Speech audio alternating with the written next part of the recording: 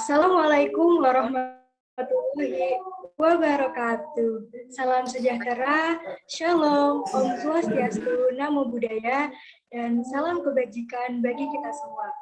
Saya ucapkan selamat sore dan selamat datang kepada seluruh rekan-rekan mahasiswa peserta kuliah umum psikologi komunikasi mengenai sosial media dan komunikasi dalam sosial media. Yang terhormat Bapak Dr. Kudratullah S.Sos M.Sos selaku pembicara, yang terhormat Ibu Laila Listiana Ulia SPC MSI Psikolog selaku dosen pengampu mata kuliah Psikologi Komunikasi jurusan Psikologi Fakultas Ilmu Pendidikan Fakultas Ilmu Pendidikan Universitas Negeri Semarang, yang terhormat Bapak dan Ibu dosen jurusan Psikologi Fakultas Ilmu Pendidikan Universitas Negeri Semarang, dan tak lupa yang saya banggakan rekan-rekan mahasiswa peserta kuliah umum Psikologi Komunikasi. Alhamdulillah, mari kita panjatkan puji dan syukur kehadiran Tuhan Yang Maha Esa. Karena berkat limpahan rahmat dan karunia-Nya, kita dapat berkumpul pada sore ini secara virtual dalam kuliah umum Psikologi Komunikasi mengenai sosial media dan komunikasi dalam sosial media dengan tema bebas namun terbatas berekspresi di media sosial. Sebelumnya, izinkan saya untuk memperkenalkan diri. Saya Nila Raudul Jannah, peserta magang bagian website tim IT jurusan Psikologi Universitas Negeri Semarang, yang pada sore hari ini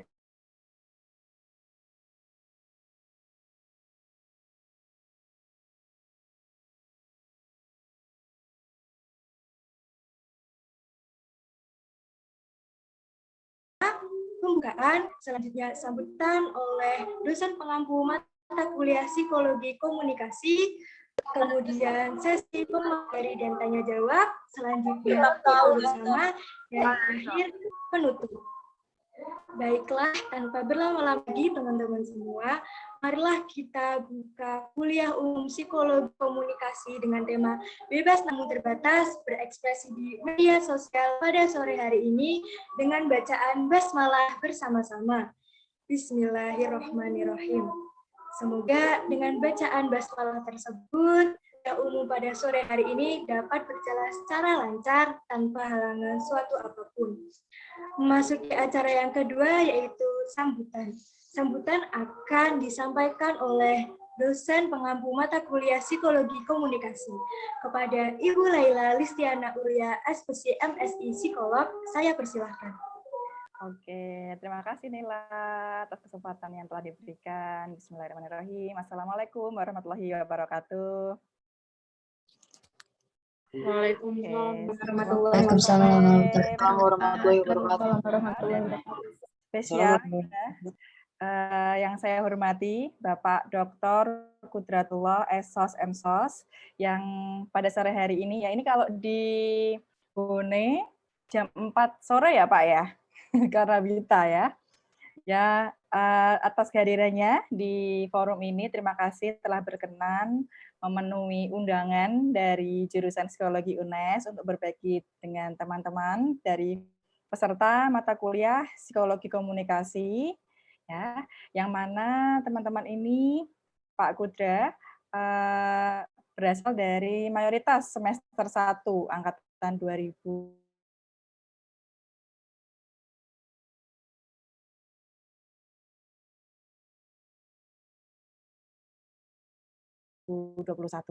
Ya, teman-teman peserta mata kuliah Psikologi Komunikasi yang saat ini partisipannya sudah 156. Ya, ini ada 75% ya, karena totalnya mahasiswa dari 4 rombel, 4 kelas ada sekitar 200 lebih dikit gitu ya. Nah, teman-teman semuanya, beruntung sekali kita pada sore hari ini bisa jumpa di kuliah umum ini dengan narasumber Pak Kudra, ya, yang mana beliau adalah teman saya. Dulu kami bertemu saat ada volunteer kegiatan mengajar di Malaysia waktu itu ya, di Klang Selangor, yang saat ini juga masih keep in touch, dan senang banget beliau mau untuk sharing dengan teman-teman di sini, karena memang expert beliau di bidang komunikasi seperti itu ya. Nah, cocok banget dengan tema kita, yang mana psikologi komunikasi itu kita akan belajar dua hal, psikologi ya kaitannya dengan komunikasi. Gitu.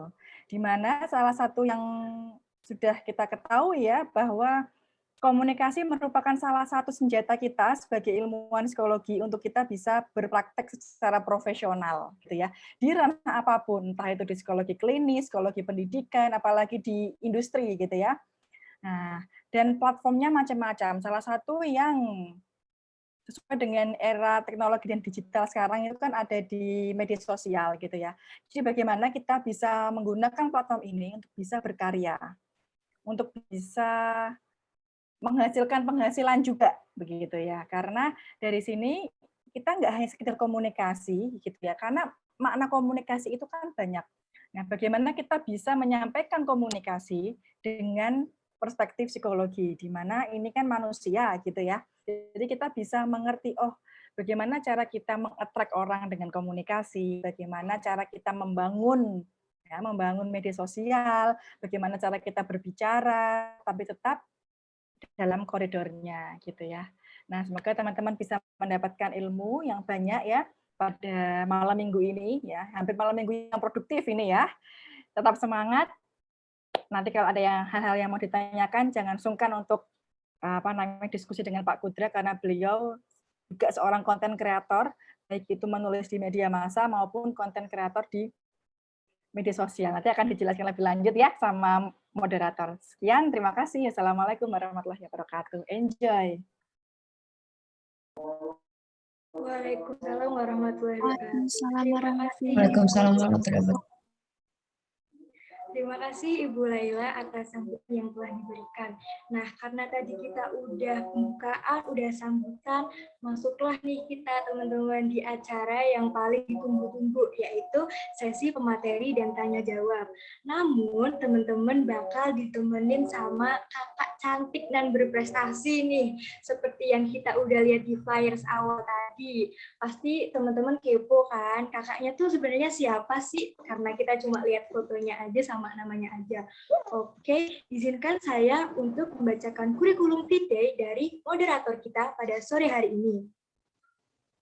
Boleh ditayangkan, kakak operator? Nah, baik, ini dia.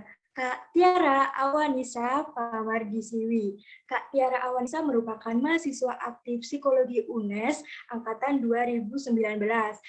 Kak Tiara Awanisa merupakan tim bagian YouTube dari tim IT jurusan psikologi Universitas Negeri Semarang nih.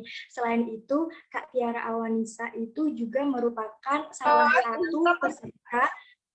satu peserta kampus mengajar angkatan 2. Wah, produktif sekali ya. Seperti yang bisa kita lihat, selain produktif, Kak Tiara Awanisa juga aktif berorganisasi.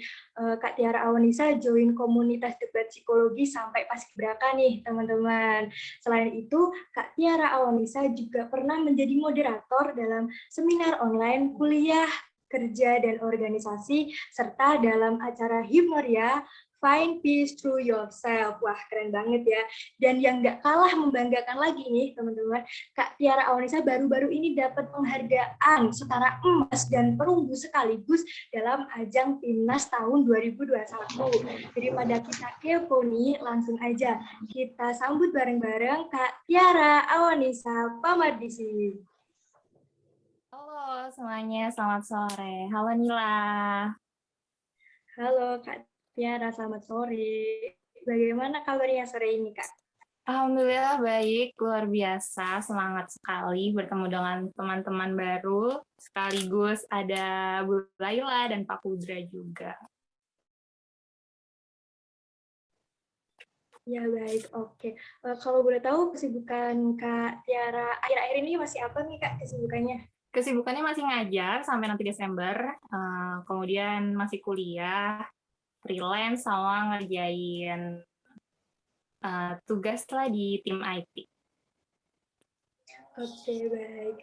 Mungkin untuk mempersingkat acara, saya persilakan kepada Tiara Awanisa mengambil alih. Oke, baik. Terima kasih sebelumnya Nila. Disapa dulu ya teman-teman semua hari ini. Halo semua, ini angkatan 2021 ya. Semoga kabarnya semuanya baik. Di sini semuanya baik kah? Apakah mau nanya cuacanya di masing-masing tempat kalian, apa hujan atau cerah? Kebetulan di Depok ini lagi cerah banget, nggak hujan sama sekali. Kemudian untuk hari ini sepertinya nggak usah perlu berlama-lama lagi. Semoga bakal bermanfaat sih pastinya hari ini. Terus pemateri kita juga sangat luar biasa. Ketika dilihat CV-nya sekilas pun juga sangat luar biasa. Jadi nggak bakalan bosan, nggak bakalan kecewa untuk ikut kuliah umum hari ini. Langsung aja teman-teman kita sambut Pak Kudra. Halo Pak Kudra, sudah ada di room? Halo, Assalamualaikum semuanya. Waalaikumsalam Bapak. Oke, sebelum kita kenalan lebih lanjut, saya sampaikan dulu nih CV sedikit dari Pak Kudra. Oke, teman-teman panitia boleh dibantu share screen. Oke, pemateri kita sore hari ini adalah Dr. Kudratullah SSOS MSOS. Teman-teman lihat sendiri ya. Kalau untuk biodatanya lahir di Makassar tahun 1994. Ini ada email dan nomor handphonenya kalau misalnya nanti mau berhubungan lebih lanjut, mau nanya-nanya, boleh banget di-capture langsung ya. Nah, Pak Kudra nih, menempuh pendidikan S1 Jurnalistik di Universitas Islam Negeri Alauddin Makassar. Kemudian S2-nya jurusan dakwah dan komunikasi di Universitas Islam Negeri Alauddin Makassar, dan S3-nya dakwah komunikasi di Universitas Islam Negeri Alauddin Makassar. Nah, kemudian Pak Kudra ini juga ternyata konten kreator, teman-teman. Jadi nanti kalau misalnya ada yang tertarik untuk bikin kreator bareng nih ceritanya, combine gitu ya, bareng sama Pak Kudra, boleh banget mungkin diajaknya Pak Kudra. Ada TikTok yang bahas tentang tips-tips seputar perkuliahan, contohnya seperti tips dan trik CPNS, kemudian cara mengerjakan skripsi itu saran-sarannya dibahas di situ, dan masih banyak lagi. Nah, kalau misalnya teman-teman mau lihat konten-konten yang dibuat sama Pak Kudra, boleh banget di TikTok @QDRSTM atau dosen kamu. Nanti di situ ada banyak banget tips dan trik yang sangat berguna dan luar biasa. Nanti Pak Kudra boleh yang selanjutnya menyampaikan mengenai konten kreator, dan materi kita hari ini tentu saja berkaitan dengan media sosial. Tadi temanya juga sudah dibahas dengan Nila. Bebas namun terbatas, berekspresi di media sosial. Oke, ini ternyata CV-nya belum habis ya teman-teman, panjang sekali. Ini menandakan Pak Kudra benar-benar luar biasa teman-teman sebagai pemateri hari ini. Oke. Baik, untuk selanjutnya saya langsung berikan waktu dan tempat kepada Bapak Kudra, dipersilahkan.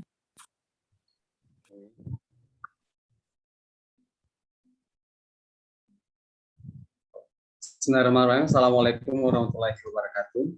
Waalaikumsalam warahmatullahi wabarakatuh. Teman-teman sudah lihat di slide di layarnya masing-masing. Apakah tampilannya sudah ada? Sudah terlihat, Bapak.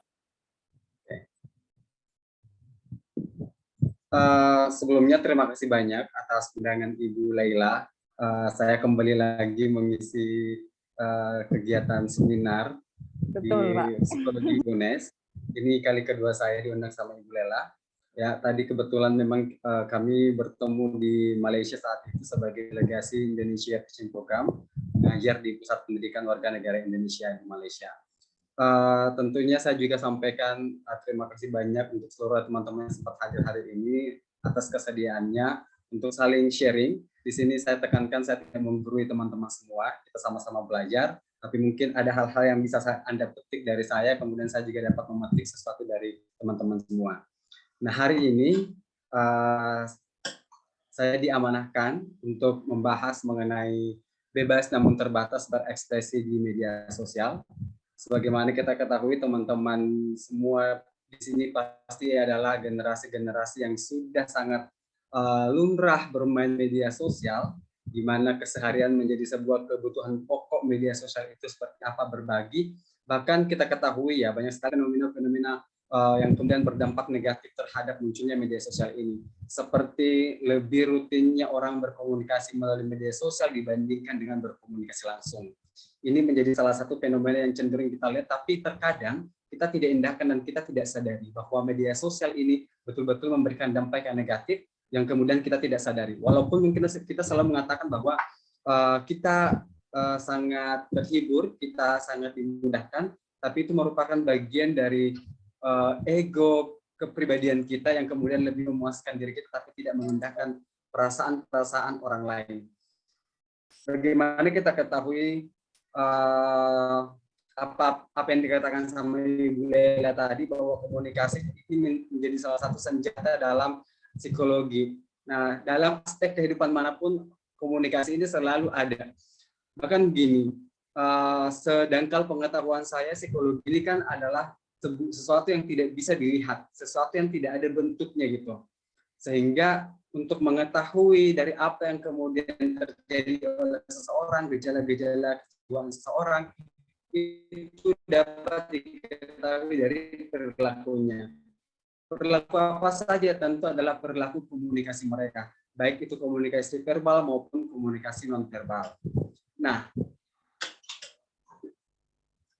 oke. Melihat perkembangan internet di Indonesia, kita sangat betul-betul memahami ya bahwa penyedia jasa internet, asosiasi penyedia jasa internet di Indonesia ini mengatakan bahwa tahun 2005 ini mencapai 16 juta orang gitu di akhir 2017.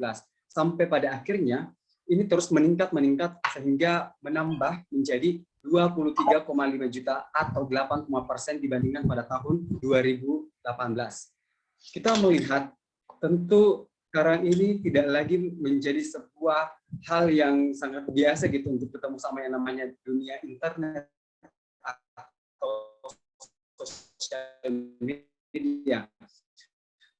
Kalau kita perhatikan di slide 10 media sosial yang sering digunakan pada tahun 2020 sendiri, yang pertama adalah YouTube. Itu kenapa kita tidak mungkin, kemudian juga Ahmad ini terus berfokus gitu mengejar pundi-pundi rupiah di YouTube, karena ya nomor satu yang sering kali digunakan di Indonesia, kemudian disusul oleh WhatsApp hingga Facebook dan juga Instagram serta Twitter.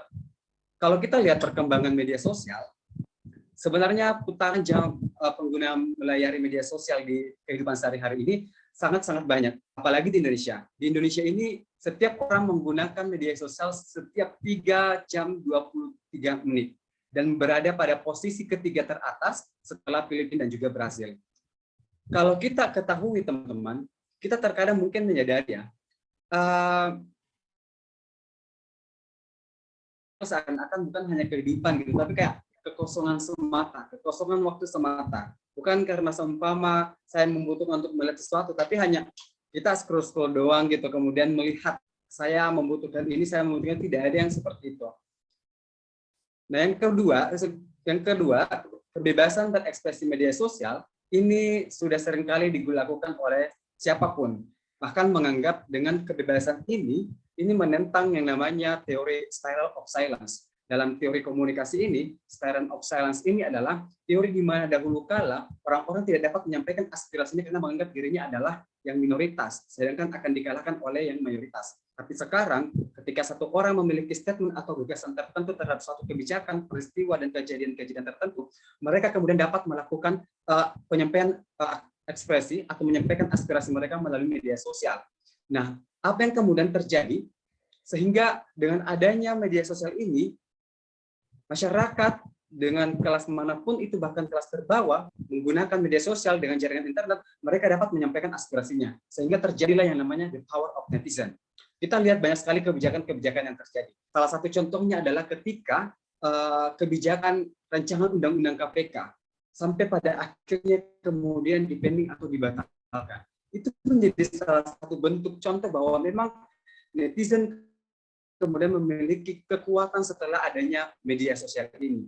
Kita juga melihat kemarin kebijakan pembangunan pabrik miras di beberapa daerah di Indonesia.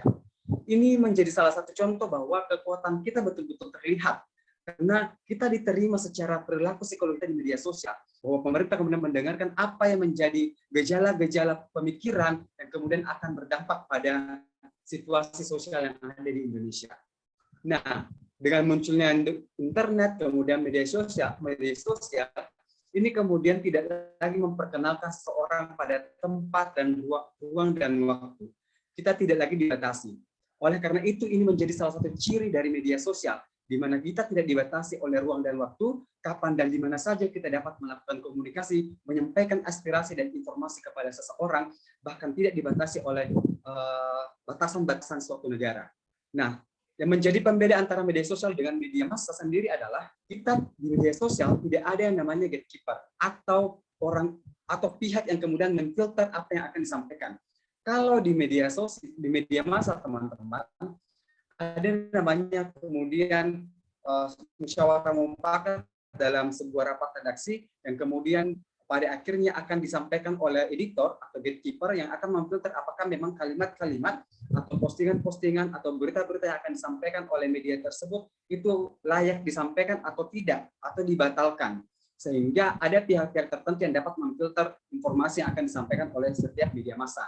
Namun, dalam media sosial, sebagai media yang terbaru, ini kita tidak memiliki yang namanya gatekeeper. Gatekeeper yang berperan dalam sebuah media sosial adalah setiap pengguna sendiri. Jadi Anda, teman-teman semua yang kemudian menyampaikan informasi-informasi, postingan-postingan di media sosial, itu menjadi salah satu bentuk peran Anda yang berperan ganda sebagai orang yang menyampaikan informasi, juga berperan sebagai gatekeeper.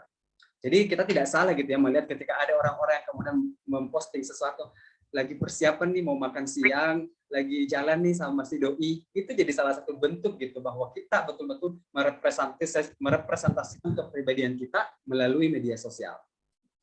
Kebebasan berekspresi di media sosial memang sering dilakukan oleh siapa saja. Ia bebas menyampaikan aspirasi, gagasan, harapan, dan opini, serta karya dalam sebuah fitur media sosial. Itu kenapa media sosial juga kemudian memberikan efek, baik itu dalam bentuk sikap dan perilaku, dan juga finansial kepada seseorang yang memiliki pengaruh dalam media sosial. Dalam teori komunikasi ada namanya teori ekologi, yang kemudian mendukung setiap peristiwa atau hal yang dilakukan di belahan dunia yang dapat diketahui oleh siapapun dan dapat menjalar ke belahan dunia lainnya. Karena ini tidak lagi dibatasi oleh apapun itu, batas-batas negara ataupun hal-hal yang kemudian membatasi kehidupan secara demografi di dunia nyata. Nah, kalian mungkin dapat melihat payung hukum untuk melakukan ekspresi yang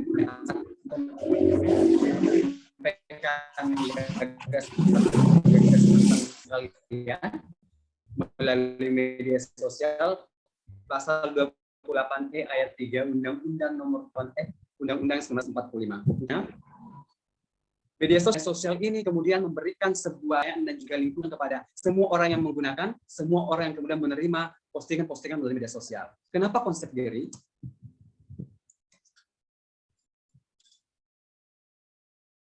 Karena teman-teman, apa yang Anda tampilkan melalui media sosial itu menjadi cerminan diri Anda.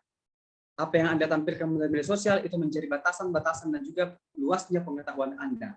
Apa yang kemudian menjadi perilaku Anda di media sosial itu menjadi pengalaman Anda dan juga bentuk dari transmisi pengalaman di dunia nyata kemudian disampaikan melalui media sosial atau dunia maya.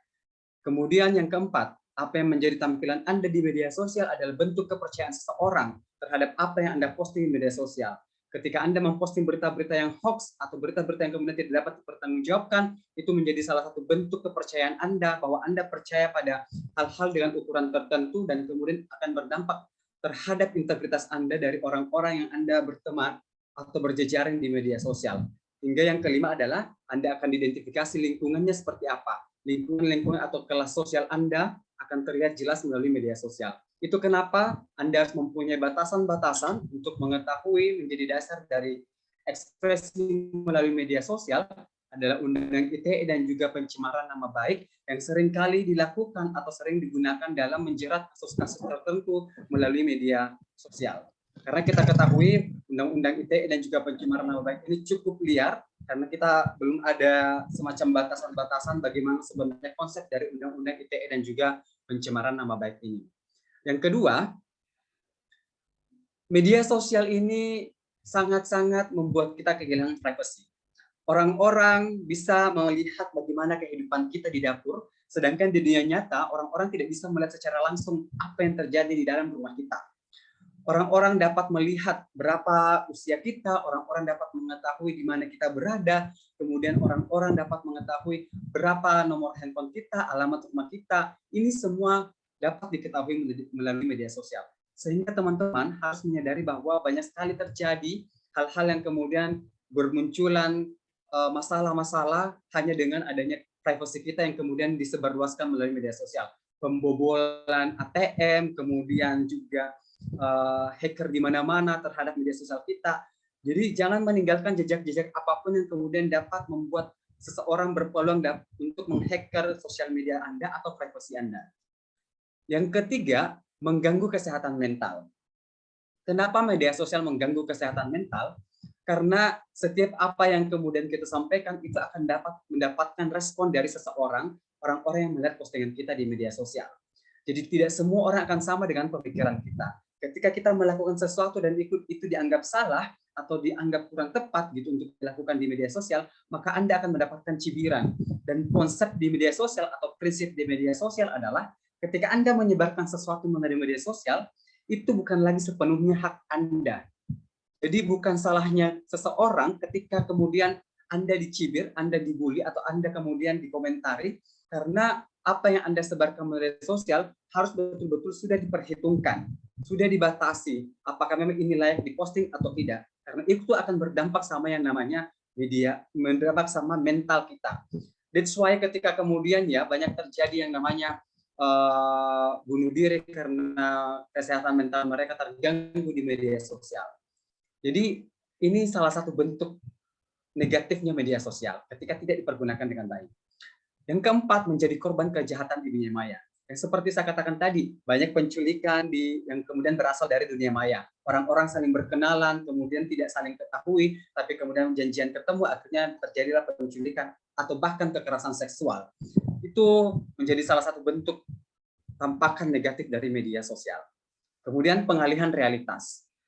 Kenapa pengalihan realitas? Orang-orang terlihat kaya, orang-orang terlihat cerdas, orang-orang terlihat bijak, orang-orang terlihat kemudian lebih alim di media sosial, sedangkan pada realitasnya tidak. Ini menjadi salah satu pengalihan realitas. Orang menampilkan dirinya seperti apa, ini pun kita tidak pungkiri gitu, banyak dilakukan oleh beberapa politisi-politisi yang kemudian menampilkan dirinya lebih memiliki branding image yang positif, karena mereka betul-betul melakukan pengalihan realitas di mana itu tidak sebenarnya terjadi pada realitas sesungguhnya, tapi di framing menjadi lebih baik, kemudian dipertontonkan kepada halayak ramai hingga mendapatkan penilaian-penilaian positif dari masyarakat luas.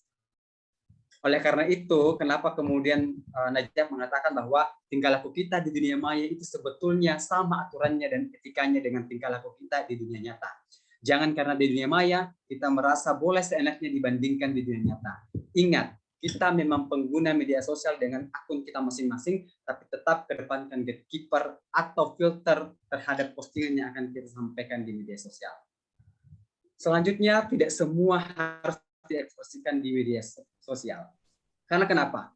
Sebagai pengguna media sosial, kita harus memahami yang namanya kegunaan dan juga dampak dari media sosial. Apa yang menjadi motif kita menggunakan media sosial? Untuk apa media sosial itu digunakan? Dan apa sebenarnya dampak negatif dan positifnya media sosial ini? Betul-betul harus dipahami.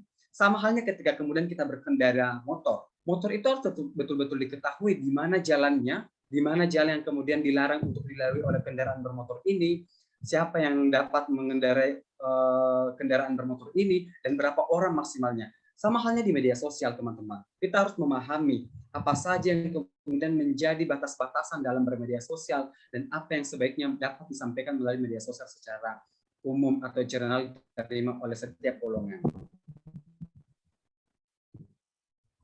Yang kedua, sadari bahwa realitas media tidak sama dengan realitas sesungguhnya. Ada banyak kebohongan-kebohongan yang terjadi di media sosial yang kemudian lebih menciptakan pribadi seseorang, sehingga ada ada semacam kita ini sedang di ghosting, kita ini sedang dibohongi karena melihat realitas yang sesungguhnya tidak sama dengan apa yang ditampilkan di media sosial. Kita melihat ya, contoh hal yang paling basic nih, banyak sekali filter-filter yang kemudian mempercantik dan juga mengelusnya wajah seseorang di media sosial. Ini menjadi salah satu bentuk bahwa terjadi sebuah realitas yang tidak sesuai karena ternyata aslinya tidak seperti itu. Yang ketiga, batasi. Di media sosial Anda harus membatasinya karena walaupun saya bilang tadi dia tidak terbatas antara ruang dan waktu, tapi Anda harus membatasi kapan waktu-waktu tepat untuk menggunakan media sosial. Kapan Anda sebaiknya menggunakan media sosial? Karena ketika Anda menggunakan media sosial saat ada forum, saat Anda sedang berada pada forum, itu akan menimbulkan sebuah noise dan juga konflik komunikasi yang secara langsung dilakukan di diri. Hingga juga Anda membatasi citra Anda, kapasitas Anda. Ketika Anda kemudian bukan seorang orang yang kemudian paham terhadap agama-agama, ya Anda tidak perlu melakukan fatwa-fatwa tertentu karena itu menjadi batasan Anda. Itu bukan kapasitas Anda berbicara. Tapi kalau teman-teman semua di sini adalah anak-anak psikologi, mahasiswa-mahasiswa psikologi yang kemudian paham bagaimana psikologi kepribadian, nah pasti teman-teman akan punya kapasitas terhadap itu. Jadi disadari diri sendiri bahwa kita memiliki batasan-batasan dan juga kapasitas tertentu dalam menyampaikan sesuatu di media sosial.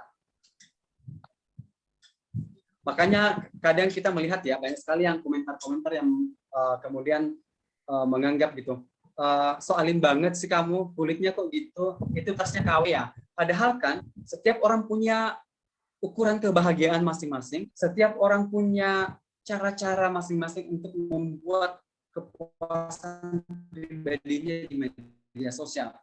Tapi terkadang muncul lagi gitu kesehatan apa ya, semacam serangan-serangan untuk mengganggukan apa ya, kayak respect terhadap seseorang yang kemudian membutuhkan sesuatu, kemudian kita sampaikan media sosial untuk kemudian menarik seseorang juga atau orang-orang banyak ikut membantu orang tersebut, tapi kita dianggap sok alim. Kemudian orang-orang yang itu sering terjadi. Ada yang sering mengatakan kulitnya kok gitu, rambutnya kok gitu. Itu sering terjadi gitu. Walaupun ya kita mungkin tahu gitu di Indonesia ini betul-betul dikedepankan namanya toleransi atas keberagaman yang ada. Tapi masih ada aja orang-orang yang terus-terus melakukan yang namanya bullying gitu karena fisik yang ditampilkan di media sosial. Nah, di dunia nyata orang tidak mungkin melakukan perundungan kepada orang yang tidak dikenal. Di dunia nyata orang akan lebih santun ketika berinteraksi dengan orang yang belum dikenalnya. Namun teman-teman, yang terjadi di media sosial itu berbeda. Orang dengan mudah menilai dan menghakimi orangnya tertentu. Dia langsung aja gitu. Kita banyak tahu ya, kita tidak sering ini menjadi fenomena gitu. Sering terjadi, kita lihat di TikTok lah, di Instagram lah. Kita nggak kenal orang itu, tapi ketika kita buka kolom komentar, banyak sekali orang-orang yang kemudian menghakimi orang tersebut. Padahal biasanya orang-orang secara tampilan nyata di dunia sungguhan itu tidak pernah ada yang namanya menjustifikasi langsung, mencela langsung. Tidak ada yang seperti itu, kan tidak ada keberanian. Mereka paham yang namanya etika dalam dunia nyata. Lalu bagaimana menggunakan media sosial secara ideal? Yang pertama, gunakan secukupnya. Anda tidak perlu untuk melakukan hal-hal yang kemudian menimbulkan sebuah respon negatif dari seseorang. Jadi digunakan saja secukupnya. Jangan sampai 24 jam hanya sekedar penting untuk disampaikan, itu disampaikan juga. Sekarang itu kan ya mau jalan dulu mau makan dulu ini kita lagi di sini nih. Nah, itu banyak akan mengundang yang namanya kejahatan-kejahatan. Ketika Anda ngomong, aku lagi di sini nih, lagi jalan sendiri nih, lagi di rumah nih sendiri, nggak ada yang temenin, itu akan banyak mengundang yang namanya kejahatan gitu. Secara mungkin Anda tidak sadari. Yang kedua adalah kedepankan etika. Apa yang menjadi batasan? Apa yang menjadi poin dalam media sosial? Kemudian walaupun kita ketahui tidak ada batasan, yang menjadi batasannya adalah etika. Jadi semua etika-etika yang kemudian kita terapkan di kehidupan nyata itu sebaiknya harus dikedepankan melalui media sosial juga gitu. Karena kita harus tahu gimana caranya untuk menghargai orang, karena tidak semua dapat kita tidak dapat membatasi siapa yang dapat menerima apa yang kita sampaikan di media sosial. Jadi kalau seumpama akan menyampaikan sesuatu, ya sampaikan yang kemudian itu bersifat general, dapat diterima oleh semua golongan, gitu. Dan sampai Anda cenderung kemudian mengedepankan golongan Anda, kemudian akan berdampak atau tersinggung oleh golongan-golongan yang lain. Yang ketiga, peroleh manfaat. Ingat, Anda harus peroleh manfaat. Itu kenapa Atta Halilintar, kemudian itu kenapa Raffi Ahmad dan beberapa orang-orang lainnya menggunakan media sosial untuk memperoleh manfaat, karena mereka betul-betul paham gitu ya. Mereka menggunakan media sosial mereka untuk mendapatkan uang atau mendapatkan respon yang positif dari masyarakat luas. Makanya mereka betul-betul terus secara kontinu melakukan produksi konten di media sosial, bahkan membentuk sebuah tim. Lalu yang keempat adalah sebar manfaat.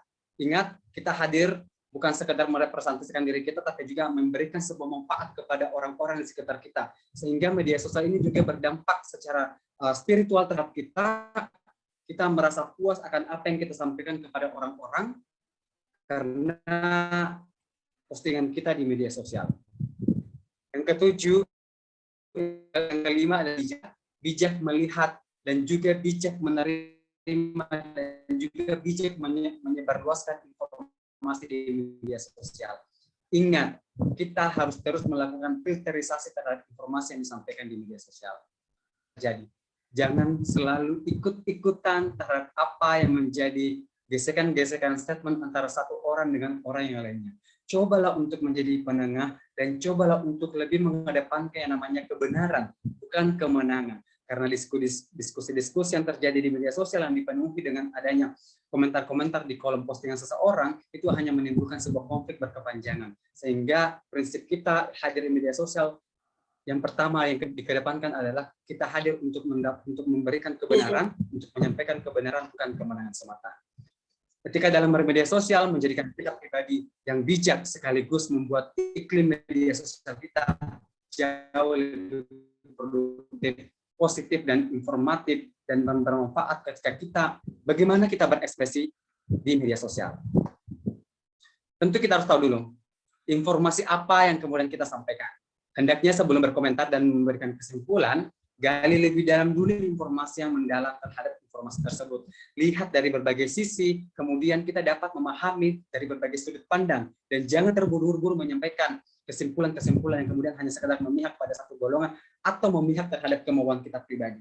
Kita menyampaikan informasi secara general sehingga mewakili semua orang yang ada di media sosial.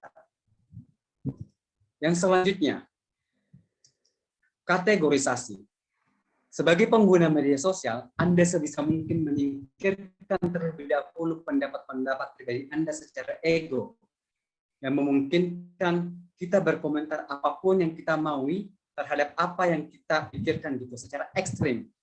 Kita perlu melihat secara luas sehingga kita ini bersikap lebih objektif lagi, mengedepankan etika dan juga mengetahui segala apa yang menjadi problematika dan memberikan solusi terhadap apa yang dihadapkan oleh postingan-postingan di media sosial.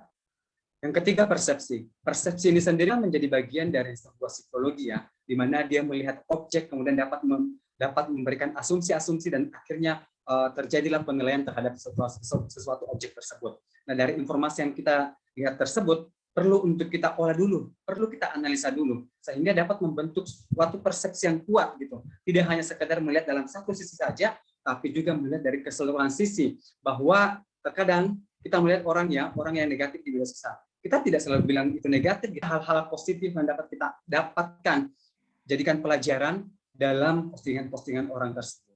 Yang keempat, kehadiran orang lain, dia selalu ingatkan bahwa apa yang kita ungkapkan bisa berdampak pada kondisi psikologis. Yang saya katakan tadi, kesehatan mental. Mungkin orang-orang menganggap bahwa bullying di media sosial itu cukup biasa gitu, tapi cobalah untuk mendudukkan diri ketika Anda kemudian menjadi orang yang menjadi korban dari bullying media sosial. Sangat stres.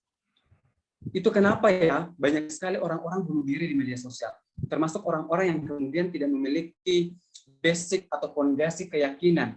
Kita banyak melihat di beberapa negara-negara yang cenderung ateis, teman-teman, dia kemudian lebih memilih untuk diri ketika kesehatan mentalnya kemudian diserang oleh netizen di media sosial. Di Korea banyak terjadi, di Jepang banyak terjadi. Oleh karena itu ini menjadi pembelajaran bagi kita bahwa ini hal yang wajib kita lakukan sebagai manusia, sebagai sesama manusia untuk saling memanusiakan. Nah, di media sosial kita banyak melihat problematika penggunaan bahasa di dunia digital. Karena kenapa? Bahasa bukan sekedar structure kata-kata yang tersusun rapi untuk menyampaikan sesuatu kepada orang, tetapi bahasa juga menjadi budaya dan juga etika-etika dalam menyampaikan sesuatu. Penggunaan bahasa Indonesia tentunya dalam negara kita itu cenderung tidak mengikuti aturan dan tata tulis yang jelas gitu, sehingga banyak sekali terjadi pergeseran atau semacam perpindahan makna atau dualisme makna dari apa yang sebenarnya terjadi gitu. Ada makna denotasi yang kemudian memunculkan makna konotasi yang berkembang terus-menerus sesuai dengan perkembangan zaman. Contoh ya teman-teman, huruf P, ataupun PIU itu sering sekali digunakan di media sosial, terutama di WhatsApp ketika kita melakukan kontekan gitu. Mungkin teman-teman biasa gunakan. PIU ini adalah sebuah kode dalam menyampaikan pesan-pesan atau membuka sebuah percakapan kepada seseorang. Ini tidak pernah disepakati, tidak pernah jelas tertera dalam aturan Kamus Besar Bahasa Indonesia. Tapi karena makna, karena bahasa ini kemudian mengedepankan makna, akhirnya kemudian digunakan oleh setiap orang untuk membuka percakapan melalui media sosial, terutama chatting private gitu, atau personal chat. Ini mengedepankan apa ya? Ini seharusnya dikedepankan lagi gitu, bahwa ini mencerminkan etika. Kenapa? Ya tidak mungkin lah teman-teman ketika Anda mungkin sebagai mahasiswa kemudian menghubungi dosen ya, PIU, PPPP gitu kan, nggak mungkin gitu, karena ini mencerminkan sebuah etika terhadap seseorang. Kalau Anda kemudian menghubungi dosen, ya hubungilah dengan mengucapkan salam, kemudian menyebutkan nama, kemudian menyampaikan isi pesan dan tujuan Anda, lalu menutupnya dengan salam gitu. Jangan kayak PPPP. Cobalah untuk tahu gitu posisi Anda seperti apa, karena bahasa yang Anda sampaikan tidak semuanya dapat diterima oleh setiap kalangan. Anda harus menjaga etika dan juga kesantunan dalam berbahasa, khususnya dalam bermedia sosial. Jangan sampai nilai-nilai kesantunan itu tergeser oleh bahasa-bahasa gaul dan sejenisnya, atau hanya karena gara-gara bahasa yang nyeleneh, akhirnya bisa mencelakakan hidup kalian dalam bermartabat dan berkehidupan sehari-hari. Contoh, sorry ya teman-teman kalau mungkin saya menyebutkan di sini, tapi ini saya sebutkan dalam tataran sebagai ilmu, sebagai sebuah pembelajaran bagi teman-teman. Anjing dan babi adalah sebuah hewan yang tidak pernah kita lihat dua hewan ini adalah hewan yang sangat berdosa gitu. Tapi kenapa kemudian ini selalu dijadikan sebagai alat untuk menampilkan sebuah amarah, alat untuk menyampaikan sebuah kemarahan kepada seseorang. Secara denotatif, anjing dan babi adalah hewan yang kemudian diciptakan oleh Tuhan, makhluk hidup yang sama halnya dengan kita, walaupun memiliki peran yang berbeda dengan manusia. Tapi mereka juga hewan. Dalam psikologi bahkan, hewan ini dimasukkan sebagai salah satu objek untuk mengetahui gejala-gejala kejiwaannya. Saking hewan ini punya nilai gitu di Tuhan, bahkan kita. Tapi terkadang kenapa sih kemudian ini dijadikan sebagai alat kemarahan, alat untuk menyampaikan amarah-amarah kepada seseorang? Padahal sejatinya anjing ini adalah hewan biasa gitu kan. Babi ini adalah hewan biasa, tapi disampaikan begitu saja untuk menyampaikan amarah. Dan ini jadi salah satu bentuk bahwa pergeseran bahasa kemudian menimbulkan sebuah etika-etika kita di media sosial. Contoh lain, penggunaan bahasa yang kurang benar di media sosial adalah penggunaan singkatan-singkatan berbahasa Inggris. Walaupun mungkin memang ini adalah sebuah bentuk untuk menyampaikan pesan secara efektif dan efisien. Tapi apakah betul mereka dapat menempati itu atau dapat memaknai hal tersebut? Karena dalam komunikasi, tujuan komunikasi adalah mencari persamaan, menempatkan persamaan itu sama. Kalau seumpama ya, kalau dalam relationship, ya kita ambillah basic-basic dalam relationship sendiri ya, kamu mungkin tidak akan pernah mau berbicara atau mungkin tidak mau membahas sesuatu ketika kamu memiliki hobi pada fashion style, kemudian berbicara sama orang yang suka main sepak bola. Tidak ada kesamaan gitu, sehingga komunikasi tidak akan continue, tidak akan berjalan lancar. Itu kenapa mungkin Ibu Lela sekarang menikah sama suaminya, itu karena dia punya persamaan gitu, ada persamaan yang didapatkan. Itulah bentuk dari komunikasi. Jadi kalau seumpama kamu tiba-tiba songong-songong gitu berbahasa Inggris, kemudian tak singkatan sama orang-orang yang kemudian basic edukasinya menengah ke bawah, Anda pergi ke orang-orang pedesaan yang tidak lulus SD bahkan juga SMP gitu ya, kamu bilang, "Are you okay?" gitu ya. Kamu gitu bilang, "Aku tidak," mereka tidak pahami. Itu bentuk bahwa komunikasi ini juga berperan pada psikologi seseorang. Anda harus paham psikologi seseorang, situasi dan kondisinya. Oleh karena itu, banyak sekali kemudian memunculkan ancaman-ancaman terjadinya sebuah hal yang kemudian berdampak negatif terhadap kita di media sosial. Bahasa di dunia digital yang tidak mengikuti tatanan bahasa baku dan tidak terjadi dalam bahasa Indonesia, itu dapat begitu saja digunakan secara bebas oleh seseorang. Tapi ingat teman-teman, kedepankan etika. Walaupun perkembangan bahasa terus menjadi sebuah hal yang terbaru dalam dunia ini, jangan cuma pikirkan pada orientasi Anda sedang kekinian, Anda anak gaul, Anda ini lagi di zaman modern gitu. Bukan, tapi ingat siapa orang yang Anda hadapi, bagaimana psikologi orang tersebut, apakah dia akan merespon terhadap stimuli yang Anda sampaikan atau tidak. Jadi ada beberapa kemudian yang Anda sampaikan ini, pengamat bahasa menganggap bahwa hal itu merupakan baru yang berbeda dengan bahasa ucapan dan juga bahasa tulisan. Jadi ingat teman-teman, Anda mengatakan sesuatu di media sosial, Anda memposting sesuatu di media sosial, itu menjadi salah satu representasi etika dan moralitas Anda di media sosial. Nah, terjadi juga kebimbangan bahasa di media sosial. Yang pertama antara kecepatan dan ketepatan. Karena kita mau cepat-cepat, makanya terjadi tipografi. Karena kita mau cepat-cepat, makanya kita mau singkat-singkat. Kita mau singkat-singkat aja gitu ya. Tapi boleh disingkat, hanya saja tepat gitu. Orangnya tepat disampaikan. Jangan sampai kamu nyingkat-nyingkat sama orang yang tidak suka atau tidak sering atau tidak familiar dengan bacaan-bacaan yang disingkat. Tiba-tiba kamu ngechat mama kamu ya, "Mah, saya nggak pulang nih, masih nongkrong sama teman, lagi PW soalnya." Mama kamu ngomong PW itu apaan gitu kan? Jadi harus tepat gitu ngomong sama siapa. Ya nggak masalah sih kalau sama teman-teman mamahnya atau orang tuanya itu gaul, tahu itu PW apa. Jadi tergantung pada bagaimana Anda mengetahui atau wawasan Anda terhadap objek atau kemudian lawan bicara Anda atau lawan komunikasi Anda di media sosial. Dan selanjutnya adalah antara makna dan kesempurnaan bahasa. Kedepankan makna. Bahasa adalah makna, bukan hanya sekedar tuturan dari struktur kalimat atau kata-kata. Tapi dikedepankan maknanya seperti apa sehingga tidak ada miskomunikasi dan kemudian timbul dalam percakapan atau postingan-postingan yang kalian sampaikan melalui media sosial. Yang ketiga, antara komunikasi efektif dan kesalahpahaman komunikasi. Anda jangan terlalu cenderung berorientasi saya mau efektif A, tapi tidak melihat sisi-sisi kesalahpahaman komunikasinya. Jangan sampai Anda kemudian lebih ingin singkat, padat, dan jelas, tapi orangnya tersinggung. Diperhatikan lagi. Yang terakhir adalah antara kondisi dan pergaulan.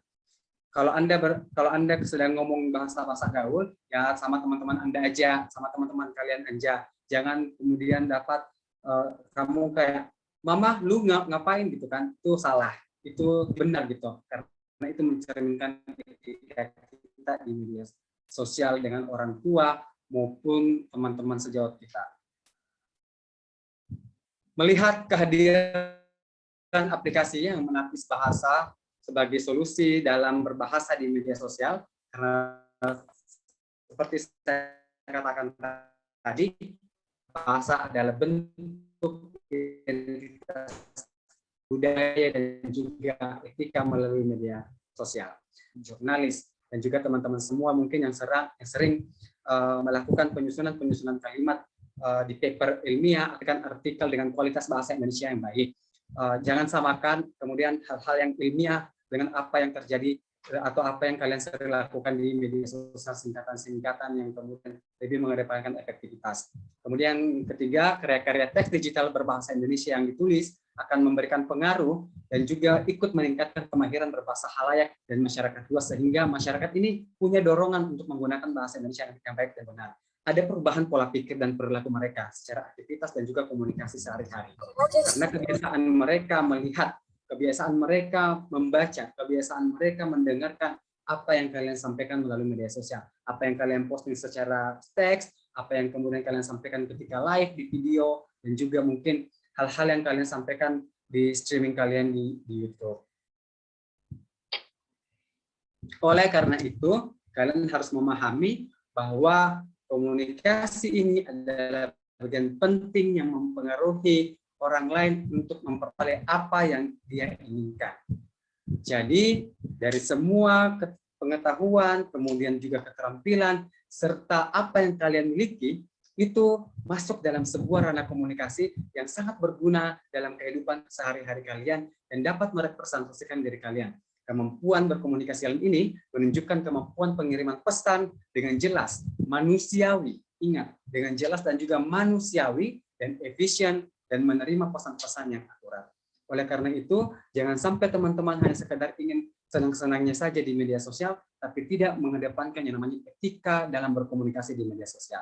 Saya kira teman-teman, itu yang dapat saya sampaikan pada kesempatan hari ini. Dan terakhir, saya ingin menyampaikan kepada teman-teman semua bahwa setiap kata, setiap kalimat, setiap gambar, visual, audio pun yang kalian sampaikan melalui media sosial itu menjadi cerminan kepribadian Anda di media sosial. Karena bahasa tidak hanya sekedar makna, tapi juga etika dan budaya dalam kehidupan sehari-hari kita. Terima kasih banyak. Saya kembalikan kepada moderator. Baik. Terima kasih Pak Kudra atas pemaparan materinya. Kemudian teman-teman, lanjut aja kita langsung ke bagian selanjutnya, yaitu diskusi. Jadi teman-teman silahkan jika ada yang pertanyaan terkait materi atau nanti ada yang bingung, ada yang pengen lebih tahu lebih dalam, boleh banget raise hand-nya atau gunakan fitur chat di Zoom meeting ini. Oke, kalau panitia, oke ini udah raise hand, oke banyak ya. Diambil dari atas ya, teman-teman. Ada Shivana Kolbi Priliana. Iya, baik. Ya. Terima kasih sebelumnya atas kesempatannya Kakak dan Ibu dan pembicara Pak Kudratullah. Saya ingin bertanya tentang, kan banyak nih kasus bunuh diri yang disebabkan oleh depresi karena banyak banget kan netizen, misalnya dari Korea sendiri artis-artis juga banyak yang bunuh diri. Terus salah satu influencer lokal itu juga ada yang depresi kan. Nah itu sebenarnya kita itu masih ada kesempatan nggak sih Pak untuk mengedukasi masyarakat yang attitude sama etika dalam bermedia sosial itu kurang? Itu bagaimana ya Pak? Terima kasih. Oke, Shivana, terima kasih pertanyaannya. Untuk Pak Kudra, ini mau langsung dijawab Bapak atau dikumpulin dulu? Saya langsung jawab aja ya, biar nggak lupa. Oke, boleh Pak, silakan. Oke, terima kasih Shivana. Sangat bagus pertanyaannya. Kita memang sudah sangat banyak melihat fenomena-fenomena yang terjadi. Seseorang kemudian depresi, kemudian pada akhirnya mental mereka kurang sehat, kurang normal, kemudian juga banyak sekali terjadi namanya kejahatan-kejahatan terhadap diri sendiri sampai melukai diri sendiri, bahkan sampai akhirnya bunuh diri di media sosial karena mereka depresi terhadap apa yang kemudian menjadi serangan orang-orang di media sosial. Sebenarnya banyak sekali kesempatan-kesempatan yang teman-teman bisa lakukan, apalagi teman-teman sekalian ini adalah orang yang kemudian dapat berperan mengetahui psikologi seseorang dan juga mengedukasi orang-orang agar dapat mengedepankan motif-motifnya dalam menggunakan media sosial dan juga berekspresi tentunya di media sosial. Selagi media sosial masih ada, selagi media sosial kemudian masih menjadi sarana dalam penyampaian informasi, selagi media sosial kemudian masih menjadi sarana dalam membullying seseorang, Anda juga masih memiliki kesempatan untuk mengedukasi semua orang dalam menyampaikan pesan-pesan yang baik, dalam menyampaikan etika-etika yang baik dan berekspresi yang baik di media sosial. Dengan begitu teman-teman, yang perlu Anda lakukan adalah bagaimana sebaiknya Anda menjadi orang yang kemudian dapat dijadikan contoh dalam berperilaku di media sosial. Bukan seakan-akan mengikuti perkembangan zaman, tapi juga melihat bagaimana peluang teman-teman dalam menormalkan gitu kondisi-kondisi yang sebenarnya sangat menjadi toksik dalam kehidupan bermedia sosial. Jadi ingat, kuncinya adalah selagi media sosial masih ada dan selagi media sosial masih menjadi sarana bullying, Anda juga memiliki sarana untuk menyampaikan edukasi kepada setiap orang.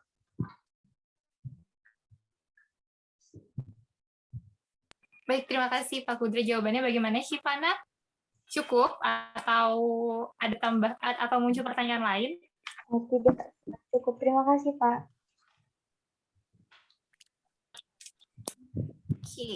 Oke. Teman-teman yang mau nanya tetap raise hand aja ya, nggak apa-apa, nanti dipilih dari atas. Selanjutnya ada Nur Rohman.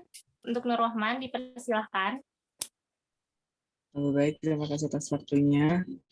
Sebelumnya, perkenalkan saya Nur Rohman dari Rombel 1. Saya izin bertanya, kan dalam bermedia sosial itu kan kita harus bisa memfilter, bisa mencari apa yang baik dan apa yang salah gitu kan. Terus misalnya kalau kita sendiri, kan kita yang membuat atau memposting sesuatu, terus kita sendiri juga yang kayak merasa bersalah, kayak merasa, terus itu kayak pokoknya kita tuh bersalah banget gitu, udah memposting sesuatu yang mungkin itu bisa nyinggung orang lain. Nah itu bagaimana ya kalau misalnya kita sudah seperti itu, terus kita jadi kayak bersalah, terus itu tuh kayak jadi bermasalah buat kesehatan kita juga. Nah itu bagaimana ya Pak, menurut pendapat Bapak? Oke. Iya. Silakan Pak Kudra. Oke. Terus semangat. Ya, biasa terjadi ketika mungkin setiap seseorang kemudian membuat postingan di media sosial, tiba-tiba setelah di media sosial melihat respon dari masyarakat, akhirnya muncul lah gitu ya keresahan dan juga merasa bersalah gitu ketika kenapa sih saya memposting itu, akhirnya gini kan. Yang kemudian harus Anda lakukan adalah menghapus jejak Anda dan kemudian ditimpali dengan permintaan maaf, karena itu akan menjadi salah satu bentuk kepuasan Anda sendiri dan tidak dihantui sama rasa bersalah, karena Anda sudah diterima dari apa yang kemudian Anda sampaikan gitu, kesalahan-kesalahan Anda. Jadi sebenarnya kalau seumpama ada yang salah, sampaikanlah, berbesar hatilah gitu untuk menyampaikan permintaan maaf Anda. Makanya ya, tapi tolong teman-teman, jangan biasakan hal ini terjadi. Tiba-tiba melakukan sesuatu akhirnya klarifikasi, tiba-tiba menyampaikan sesuatu yang klarifikasi lagi. Ini bukan lagi menjadi sebuah hal yang kemudian mengedepankan etika, tapi kayak semacam hanya sekedar budaya formalitas gitu ya. Kalau seumpama orang-orang, kita lihat fenomenanya terjadi selama ini, seakan-akan udah berbalik gitu, yang denotasinya adalah menjadi sebuah etika, kenapa kita harus minta maaf, tapi tiba-tiba akhirnya banyak terjadi menjadi fenomena, akhirnya kemudian berdampak sama pergeseran makna menjadi konotasi, di mana ini hanya sekedar formalitas untuk bersembunyi atau meninggalkan jejak-jejak kesalahan di media sosial. Jadi itu dulu. Akhirnya kan saya bilang, teman-teman, kalau tidak bisa belajar dari diri sendiri, belajarlah dari orang lain untuk berperilaku di media sosial. Kalau contoh ya, banyak sekali kejadian-kejadian seorang kemudian dihujat di media sosial karena gara-gara postingannya, ya di situ Anda juga harus belajar bahwa saya tidak harus melakukan ini nanti, karena sebagai pembelajaran bagi kita. Seperti itu. Iya, terima kasih Pak Kudri atas jawabannya.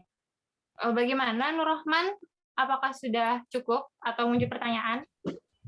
Baik, terima kasih Bapak, udah cukup. Terima kasih juga buat kakaknya. Baik. Oke, langsung saja selanjutnya. Ada Nailal. Halo Nailal. Halo Kak. Halo, silakan mengajukan pertanyaannya. Sebelumnya terima kasih atas waktunya. Apakah suara saya terdengar jelas, Kak? Terdengar. Baik, terima kasih. Sebelumnya perkenalkan, nama saya Nailal Fauzia dari Rombel 1. Izin bertanya, Pak. Seperti yang kita ketahui ya, Pak, bahwa media sosial ini adalah hal yang sangat tidak terbatas dan memiliki dampak yang positif dan negatif untuk semua orang. Nah, di samping dampak positif yang dapat kita dapatkan yang begitu banyak, entah itu dalam sistem ekonomi, kemudian pendidikan, dan lain sebagainya, banyak juga dampak negatif seperti banyaknya konten-konten yang muncul yang seharusnya tidak dipertontonkan kepada khalayak ramai atau kepada publik yang dapat menjadikan moral generasi muda ini menjadi buruk. Nah, yang saya tanyakan, Pak, langkah konkret apa yang bisa kami lakukan sebagai generasi muda untuk dapat mengatasi hal tersebut? Kemudian yang kedua, sosial media itu kan bisa menjadi salah satu jembatan untuk pembentukan dari personal branding ya Pak, entah itu disengaja ataupun tidak. Nah, apabila sosial media ini menjadi tidak sengaja membentuk personal branding seseorang, tetapi sebenarnya tidak ingin ditunjukkan atau tidak ingin dijadikan sebagai personal branding orang tersebut. Nah, bagaimana ya Pak cara kita untuk memperbaiki personal branding yang sudah melekat pada yang salah dalam menangkap personal branding kita? Seperti itu Pak. Terima kasih. Baik, terima kasih Kak Nailal. Ada 2 pertanyaan nih Pak. Yang pertama, langkah konkret apa yang dilakukan sebagai generasi muda untuk mengatasi khususnya dampak negatif yang ditimbulkan dari media sosial. Kemudian ada personal branding dari medsos yang tidak sengaja ditunjukkan, kemudian ingin dihilangkan. Oke, bagus sekali pertanyaannya Nailal. Pertanyaan pertama adalah bagaimana kemudian apa tadi? Generasi muda, bagaimana langkah konkret sebagai generasi muda? Sebenarnya teman-teman, untuk kemudian dapat menangkal yang namanya konten-konten negatif di media sosial itu sangat sulit ya. Kalau seumpama bukan pemerintah yang kemudian memberikan aturan, menekan penyebaran informasi-informasi yang dianggap memiliki penyeberangan batasan atau tidak sesuai dengan etika dan juga kaidah-kaidah yang berlaku dalam kehidupan kita sehari-hari. Bukan pihak-pihak seperti Kominfo gitu. Tapi kan memang sudah terjadi gitu selama ini dan tidak ada tindakan-tindakan yang konkret. Walaupun mungkin diusahakan ke depannya akan semakin lebih baik. Yang perlu dilakukan karena kita tidak bisa mencegah yang namanya penyebaran informasi yang negatif tersebut, kita harus banyak-banyak melakukan counter terhadap penyebaran informasi negatif tersebut atau konten-konten negatif tersebut. Jadi kita sebagai orang-orang yang kemudian sadar akan pentingnya informasi-informasi atau postingan yang kemudian dapat berdampak positif terhadap orang lain, kita banyak memproduksi setiap hari. Itu kenapa teman-teman ya, kemudian saya pribadi ikut terjun dan berenang di media sosial TikTok, karena saya banyak melihat di media sosial TikTok ini banyak negatifnya gitu. Kenapa sih kemudian kalau seumpama saya menggunakan secara positif juga pasti akan berdampak positif sama orang lain. Kita tahu kan perjalanan TikTok sejauh ini seperti apa. Kurang lebih 10 tahun yang lalu setelah ditampilkan TikTok ini oleh salah seorang remaja gitu ya yang merepresentasikan TikTok ini hanya hal-hal yang joget-joget doang gitu ya, negatif, kemudian membuat moral generasi bangsa kita ini semakin mundur. Itu memang cukup terbranding sama otak semua orang, di kepala orang, bahkan orang tua gitu. Jadi saya bahkan pribadi kadang mendapati semacam ocehan dari orang-orang, bahkan dosen-dosen senior. Kenapa sih dosen main TikTok? Kenapa sih dosen begini? Saya bilang, Anda tidak akan pernah menyadari, Anda hanya tahu gitu bahwa ketika saya loncat di kolam, saya akan basah. Tapi Anda tidak tahu seberapa derajat dinginnya ketika kita lompat ke dalam kolam tersebut. Sama halnya ketika kita di TikTok. Anda mungkin tahu bahwa TikTok itu ada negatifnya, bahkan sangat negatif karena omongan orang-orang, bahkan berita-berita yang ada di sosial media. Tapi Anda tidak tahu bagaimana Anda dapat melakukan dan mendapatkan sesuatu di TikTok gitu. Itu saya bilang sama dosen tersebut. Jadi sama halnya ketika mungkin teman-teman, pertanyaan tadi gambarannya seperti itu, bagaimana kita dapat melakukan sesuatu agar menangkal hal-hal negatif yang juga dapat berdampak negatif kepada semua pengguna sosial media, yaitu tadi saya bilang, lakukan counter untuk menjadi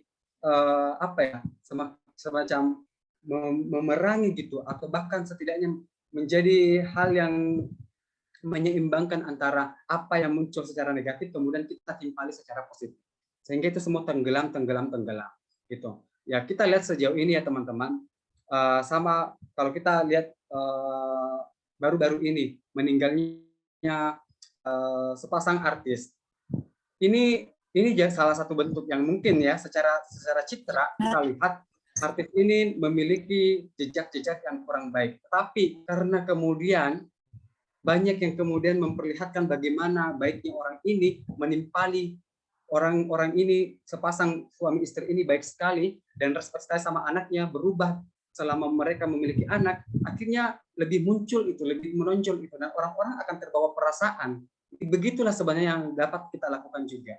Yang kedua, bagaimana kemudian kita dapat menggeser citra yang sebenarnya kita tidak ingin sampaikan kepada orang lain, tapi sudah muncul di kepala mereka, sudah terbranding di kepala mereka. Yang pertama adalah mendesain citra baru kita. Artinya, apa yang kemudian sudah muncul dalam kehidupan atau dalam pikiran seseorang, itu tidak selalu akan dimunculkan lagi sama postingan-postingan kita. Jadi jangan pernah munculkan lagi. Munculkan hal-hal yang kemudian Anda ingin tampilkan. Karena prinsipnya, ala bisa karena biasa. Mereka bisa menilai Anda karena Anda terbiasa terlihat di media sosial. Gitu. Jadi bisa saja gitu, kehidupan Anda kemudian berbeda dengan kehidupan Anda bergaul dengan teman-teman sejawat Anda akan berbeda dengan kehidupan yang sebenarnya Anda tampilkan di media sosial Instagram Anda. Sama halnya saya pun pribadi seperti itu. Saya tidak akan kemudian merepresentasikan diri saya jauh dari apa yang saya representasikan di media sosial saya, di Instagram saya, di TikTok saya. Gitu. Karena kita sudah punya segmentasinya masing-masing. Saya di TikTok merepresentasikan, mencitrakan saya sebagai dosen yang kemudian lebih fleksibel, lebih dinamis, dan juga memberikan trik-trik terhadap dunia akademik. Itu, dan tidak mungkin saya kemudian membranding lagi hal yang lain, karena itu desain yang saya ingin sampaikan. Jadi, kalau ingin membranding diri Anda sesuai dengan apa yang Anda inginkan, desain dulu, planningkan dulu. Manajemen bermedia sosial itu penting. Seperti itu. Iya, baik. Terima kasih Pak Fudri atas jawabannya. Bagaimana Nailal? Baik, terima kasih Pak sudah sangat menjawab. Oke, selanjutnya. Sangat luar biasa ya jawabannya teman-teman. Kalau misalnya mau nanya, ayo. Sekarang ya. Kemudian selanjutnya ada Riham. Halo Riham. Halo Kak, terima kasih atas kesempatannya. Apakah suara saya terdengar? Terdengar. Jadi saya ada 2 pertanyaan juga. Yang pertama, sekitar 2 minggu yang lalu, saya mendengar jika sosmed, khususnya YouTube, Indonesia termasuk pengguna menengah ke bawah. Pertanyaan saya, apakah itu benar adanya? Dan jika benar, apa yang membuat Indonesia masuk ke menengah ke bawah tersebut? Pertanyaan kedua, dalam media sosial seperti Instagram, Facebook, dan lain-lain, itu terdapat marketing di dalamnya. Nah, pertanyaan saya, bagaimana cara agar strategi sosial media marketing menumbuhkan hasil yang baik? Terima kasih. Baik, Riham, terima kasih atas pertanyaannya. Silakan Pak Kudra. Baik, pertanyaan pertama dari Raihan sendiri, sosmed pengguna sosial media, terutama YouTube di Indonesia, dikategorikan sebagai menengah ke bawah gitu ya. Orang-orang dengan kelas menengah ke bawah, betul? Itu maksudnya?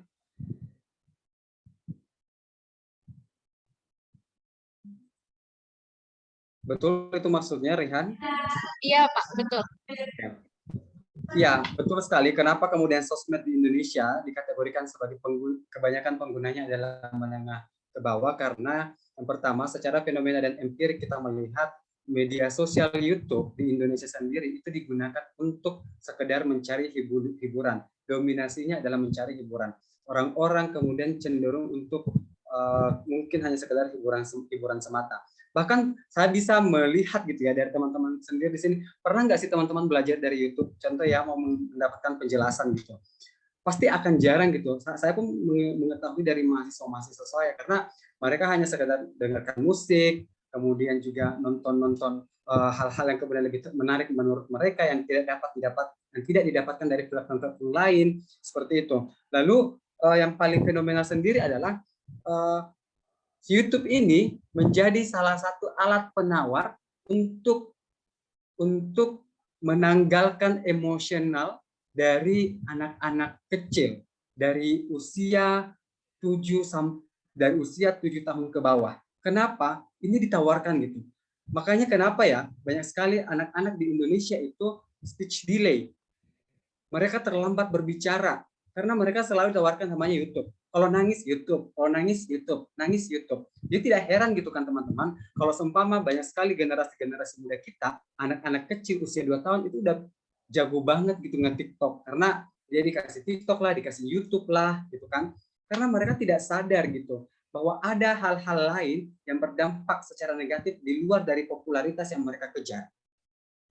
Ada hal-hal lain yang mereka kemudian akan berdampak sangat-sangat besar terhadap kehidupan mereka di luar dari ketenangan yang mereka inginkan. Orang tua yang mereka anaknya tenang-tenang aja, adem ayem gitu kan, nggak ngapa-ngapain sambil kemudian orang tuanya masak atau kerja, yang pada akhirnya kenapa? Pada akhirnya anak-anak mereka speech delay karena ditawarkan hanya sekedar YouTube doang.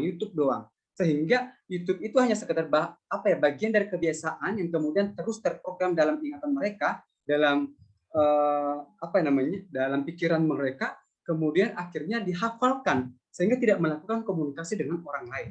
Itu menjadi salah satu bukti bahwa memang di Indonesia sendiri kebanyakan pengguna YouTube adalah orang-orang kelas menengah ke bawah.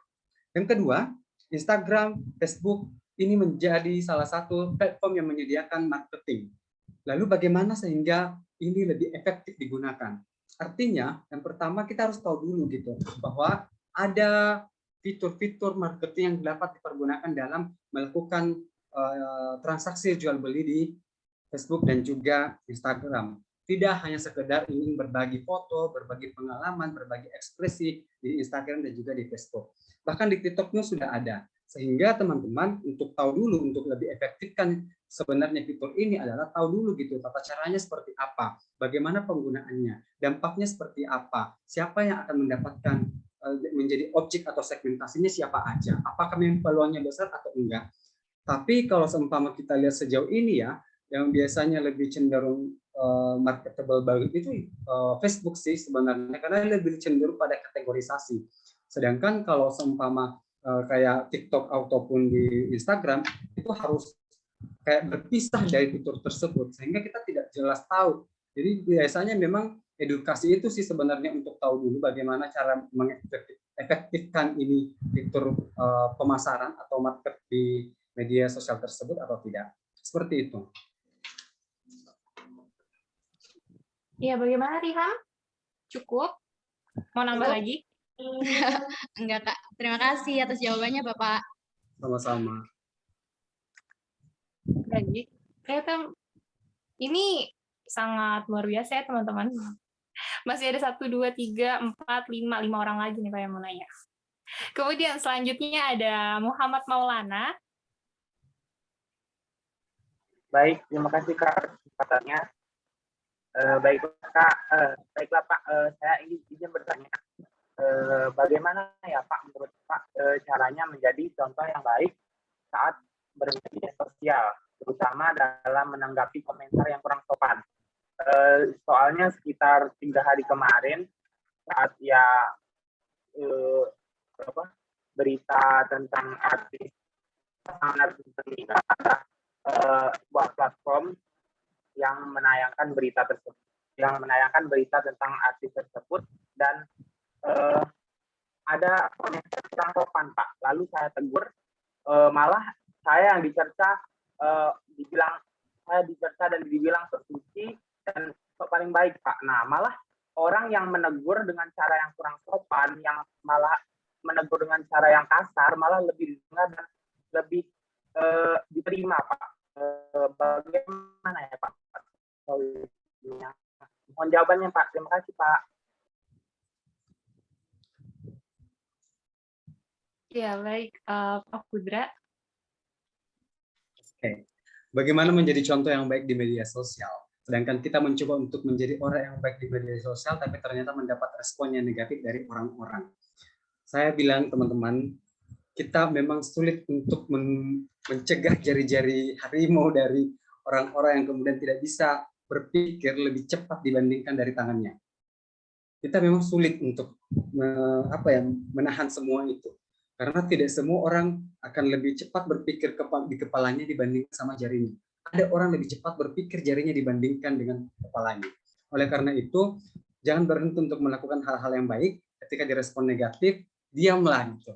Karena akan hanya tambah merumitkan sebuah suasana, memperpanjang sebuah konteks. Jangan terlihat bodoh karena hanya sekedar menghadapi orang yang bodoh. Seperti itu. Jadi coba untuk melihat situasi, dan tentunya ketika ingin menjadi contoh di media sosial, ya selalulah menampilkan diri Anda lebih baik lagi, lebih positif lagi, sehingga kalian betul-betul mendapat respon yang baik di media sosial. Menjadi ini terjadi lagi kan, maksudnya komentar-komentar so alim lah, so baik dan sebagainya. Ya hanya kita sebenarnya yang kemudian tahu, apalagi anak psikologi pasti udah bisa paham ya, kalau ada hal seperti itu yang menangani adalah dirinya sendiri. Secara komunikasi intrapersonal, kita sudah bisa menangani hal-hal seperti itu. Pemahaman terhadap orang lain lebih penting gitu. Jangan terlalu sekedar memahami diri sendiri sehingga ego kita lebih dominan. Jadi kalau seumpama ada hal seperti itu, pahamilah, oh mungkin dia kurang punya pemahaman terkait itu, mungkin dia adalah orang-orang yang kemudian lebih cenderung emosionalnya dibanding dengan intelektualnya, itu tidak masalah. Jadi tapi untuk menjadi kayak gambaran-gambaran seperti yang terjadi ya selama ini, yang baru terjadi, kecelakaan di Indonesia tuh kayak gampang banget gitu ya mengakses, mengetahui bagaimana wajah dari korban sampai darah-darahnya pun bisa ketahuan, padahal itu bentuk dari bagian dari etika gitu. Gampang sekali di Indonesia dan itu tidak dijerat hukum sama sekali. Bayangkan, sebenarnya ini sudah melanggar kode etik dalam bermedia sosial, apalagi di dunia jurnalistik juga seperti itu.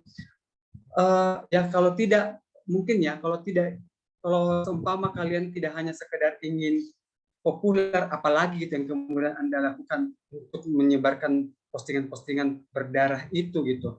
Karena ya saya mau bilang gini loh, apakah orang tersebut memikirkan perasaan keluarganya? Apakah orang tersebut tahu bagaimana dosa jariah itu terus berjalan mengalir tanpa henti? Apakah mereka tahu bagaimana kondisi orang yang meninggal tersebut gitu kan, sampai semua disebarkan begitu saja, tidak mengenal etika, sehingga mereka tidak tahu, tidak ada kayak semacam ingatan yang kemudian lebih mendekatkan mereka sama manusia yang seutuhnya. Mereka menganggap bahwa mungkin saja ya ini bukan manusia sehingga tidak memperlakukan orang lain sebagai manusia. Itu yang saya herankan gitu. Karena apa? Orang-orang menjual konten orang lain, orang-orang mempermalukan orang lain, orang-orang merugikan golongan lain untuk populer pada dirinya sendiri. Ego kita terlalu tinggi di Indonesia gitu. Jadi kalau mau teman-teman tolong ya, kalau punya ego tolong saya bilang sama semua orang yang saya temui, kalau punya ego tolong diseimbangkan dengan super egonya. Biar kalian berpikir secara nalar, tapi juga etika kalian, hati kalian juga berbicara. Seperti itu. Baik, Pak Kudro, terima kasih atas jawabannya. Untuk Maulana, bagaimana? Baik, Pak, terima kasih atas jawabannya. Maaf jika suara saya tadi agak kurang jelas, karena sinyalnya yang jelek. Oke, iya. Nggak apa-apa, Maulana. Selanjutnya, teman-teman, untuk kebetulan waktunya sudah 4:17, dan ada pertanyaan dari salah satu Bapak dosen kita, ternyata ada dosen juga yang hadir. Kebetulan ini juga dosen saya juga, ada Pak Sugiarta, juga ingin bertanya nih, sepertinya Pak Sugiarta tertarik untuk membahas lebih lanjut terkait media sosial ini ya. Halo Pak SL. Ya, Tiara. Iya Bapak. Selamat sore. Ya, saya diberitahu lalu saya ingin nguping mendengarkan, tapi mendengarkan saja rupanya ya nggak cukup ya mendapat penjelasan. Saya ingin, ini kan eranya bukan era saya, eranya kan era orang-orang milenial, tetapi komunikasi itu kan antara komunikan dengan komunikator dengan message yang disampaikan harus sampai efektif. Nah mungkin kalau kita membuat apapun, mau membuat konten apa, opini apa, ini kan supaya pikiran kita, pesan kita itu ditangkap, dimengerti tidak ada misunderstanding antara komunikator dengan komunikan tentang pesan itu. Nah, dalam abad milenial ini, kiat-kiat apa ya untuk anak-anak milenial itu yang menarik tetapi itu bisa mengubah, mempunyai daya ubah terhadap kehidupan ke depan untuk semakin bagus. Ya. Apa ada kiat apa yang bisa di-share di sini? Barangkali ya nambah wawasan saya juga untuk itu ya. Gitu. Bisa dimengerti toh ya pertanyaan saya? Iya, Pak. Arahnya. Iya, Pak. Ya. Oke, itu aja deh karena sudah mau ditutup toh. Iya, Bapak. Terbatas waktu. Ya supaya tidak panas gadgetnya. Oke. Terima kasih, saya cukupkan segitu. Ya. Iya. Ini Terima bukti kasih. saya hadir gitu ya. Iya, Pak. Terima kasih untuk Bapak Estel. Halo, Pak Kudra. Oke, teman-teman ternyata Pak Kudranya kepental. Kita tunggu beberapa saat lagi ya. Sebelum itu saya mengulangi pertanyaannya dari Pak Estel. Jadi sebagai kan di sini kan eranya era masa milenial.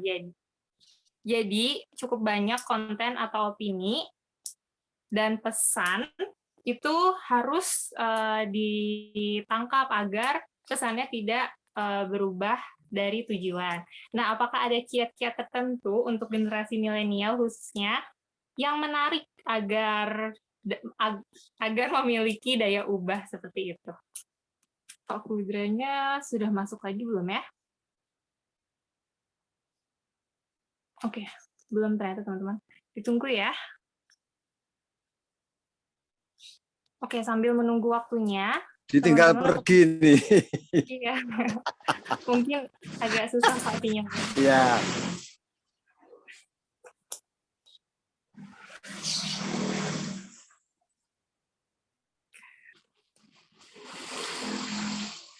Pak siapa Pak tadi Pak siapa Tiara? Pak Kudra, Pak. Hah? Kudratullah, Pak. Kudratullah siapa? Ruslam. Kudratullah, iya, Rustam. Rustam ya, Pak Rustam ya. Itu dari mana? Dari beliau dosen Institut Agama Islam Negeri Bone, Pak. Bone? Iya. Oh, Sulawesi Selatan. Bone Watampone. Maaf ya teman-teman, lampunya padam. Lampunya padam. Jadi wifi-nya mati. Oke, Bapak. Ya maaf sekali lagi. Ya nggak apa-apa, Pak. Jadi tadi sebelumnya ada dosen kami juga, Pak SL, panggilan akrabnya, iya Pak. Nah, sudah memberikan pertanyaan.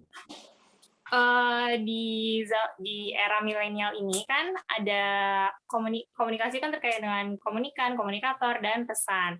Nah, nggak mungkin kalau misalnya konten atau opini ini nggak memiliki tujuan atau pesan tertentu yang bisa ditangkap. Nah, untuk itu, apakah ada kiat tertentu khususnya untuk generasi milenial?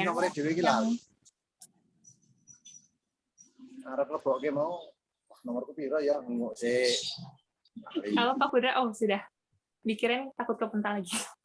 Untuk itu, apakah ada kiat tertentu untuk generasi milenial khususnya yang menarik tapi memiliki daya ubah untuk konten atau opini tersebut? Seperti itu, Pak Kudra.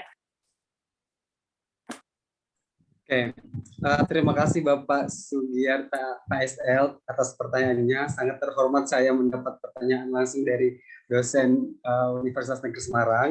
Mohon maaf kalau seumpama pertanyaannya kurang tepat mungkin dirasa sama Bapak.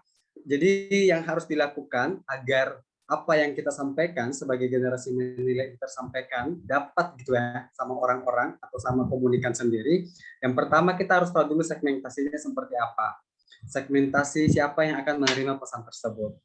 Apakah memang sesama generasi milenial kah, atau kemudian dari aspek-aspek politik kah, atau pendidikan kah, atau mungkin ekonomi. Kita tahu dulu, kita harus continue gitu. Jangan sampai kemudian branding atau kemudian pesan yang kita sampaikan itu berubah-berubah terus gitu, sehingga kita ini tidak menampilkan citra kita ini sebenarnya di mana gitu, kita ini sebenarnya mau di mana, berkedudukan di mana. Lalu yang kedua adalah pesan yang disampaikan adalah pesan yang efektif. Pesan yang efektif yang dimaksud adalah pesan yang kemudian dapat dicerna, dapat dipahami oleh setiap kalangan sehingga tersampaikan begitu tepat gitu. Tidak kemudian hanya sekedar diterima oleh orang-orang tertentu. Jadi jangan kemudian kita pikir ya, kita ini menyampaikan pesan ini kemudian hanya dapat diterima oleh satu orang saja, oleh orang ini saja, orang ini saja. Karena kita tidak dapat kita tidak dapat membatasi seseorang untuk mengakses apa yang kita sampaikan, sehingga jelas bahwa memang kita membranding diri kita menyampaikan apa yang kita sampaikan kepada seseorang itu harus lebih bersifat universal atau global. Yang selanjutnya, sebagai komunikator yang baik adalah komunikator yang kemudian mengerti dan mengetahui posisi diri sendiri. Apa yang kita sampaikan bukan berarti pada kepuasan diri kita, tapi kita harus berpikir orientasinya adalah kepuasan halayak, kepuasan komunikan, kepuasan audiens yang menerima apa yang kita sampaikan.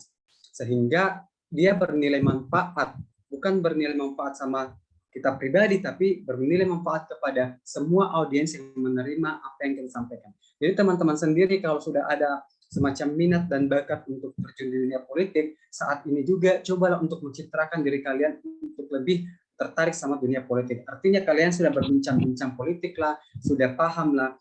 Bahkan gini teman-teman, nongkrong dengan orang-orang politik kemudian berfoto di warkop, itu sudah mencitrakan Anda dekat pada dunia politisi. Gitu. Jadi hal-hal yang sebenarnya sangat simpel dalam kehidupan kita sehari-hari, mencitrakan diri kita sehari-hari, itu sudah memperlihatkan diri kita memperlihatkan diri kita bahwa kita ini punya bakat khusus gitu. Kita punya minat khusus di mana kita tahu di mana posisi yang akan kita sampaikan, di mana opini-opini dan juga segmen-segmen yang menjadi tujuan dari pesan-pesan yang akan disampaikan di media sosial. Seperti itu, Bapak. Ya, baik. Terima kasih Pak Kudra atas jawabannya. Pak SL juga terima kasih juga atas pertanyaannya. Kemudian ngomong-ngomong teman-teman, pukul sudah menunjukkan 4:26. Untuk itu kita ada di akhir sesi. Sayang sekali untuk teman-teman yang belum berkesempatan buat bertanya, nanti bisa didiskusikan lebih lanjut. Selanjutnya, kita mau foto bersama nih Pak Kudra nih. Nah, buat kenang-kenangan ya. Oh ya teman-teman, nanti kalau misalnya ada yang mau share pengalaman hari ini, boleh banget di tag Psikologi UNES atau tag IG Bapaknya kalau boleh Pak, di-share. Punya IG nggak Pak? Ya teman-teman boleh follow Instagram aku, Kudratullah Rustam. Udah share melalui pesan. Kalau teman-teman mau belajar lewat TikTok, ya, boleh langsung video RCTM atau langsung ketik dosen kamu.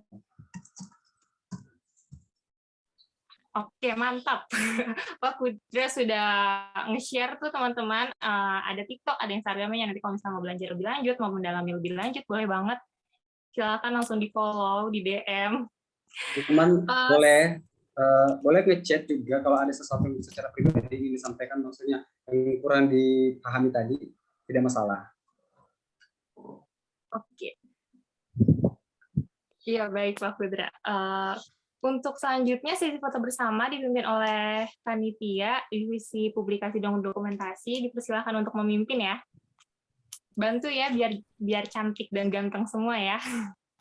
Oke, baik, terima kasih Awe. Nah, sekarang ada di sesi foto bersama.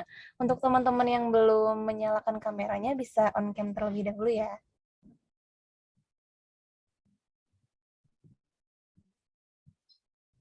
Oke, terima kasih teman-teman yang udah on cam. Sekarang kita mulai foto bersamanya ya. Aku hitung ya. 1, 2, 3. Slide selanjutnya ya. 1, 2, 3. Oke, slide yang ketiga. 1, 2, 3. Oke, slide selanjutnya lagi. 1, 2, 3. Oke. Terima kasih teman-teman semuanya. Saya kembalikan ke Awe. Iya, thank you Fiska untuk hari ini. Kemudian, Pak Kudra, kalau misalnya ada, mungkin kalau misalnya ada closing statement. Baik, aku live dulu ya. Iya, baik Bapak Esel. Terima kasih sudah berkenan join.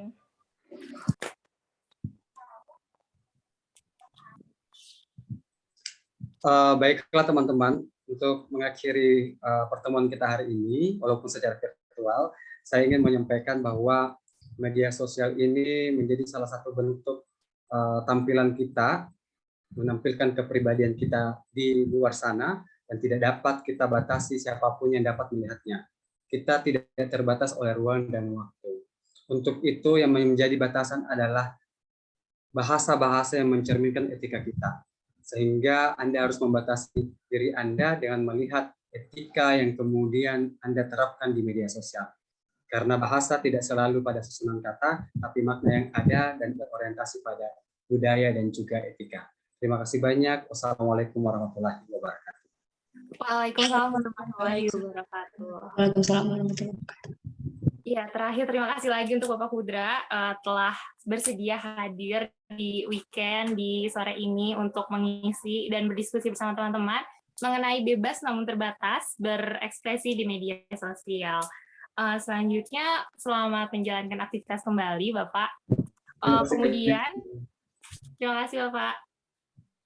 Terima kasih Pak Kudra buat sharingnya, jangan bosan-bosan ya diundang-undang lagi. Thank you. Terima kasih banyak izin live. Assalamualaikum warahmatullahi wabarakatuh. Waalaikumsalam warahmatullahi wabarakatuh. Terima kasih juga Bu Rahma atas kehadirannya Bu. Oke. Diserahkan ke MC lagi ya, Awe berarti untuk ditutup. Iya, dikembalikan kepada Nila selaku MC hari ini. Baik, terima kasih Kak Awe, terima kasih juga. Sangat luar biasa sekali ya teman-teman, banyak banget yang bisa diambil nih pada sore hari ini. Kalau boleh ya saya menyampaikan sedikit yang bisa tadi saya tangkap dari Pak Kudra itu, bagaimana kita bermedia sosial itu mencerminkan bagaimana kepribadian kita gitu teman-teman. Jadi secara nggak langsung relate banget nih sama tema kita hari ini, bebas namun terbatas berekspresi di media sosial.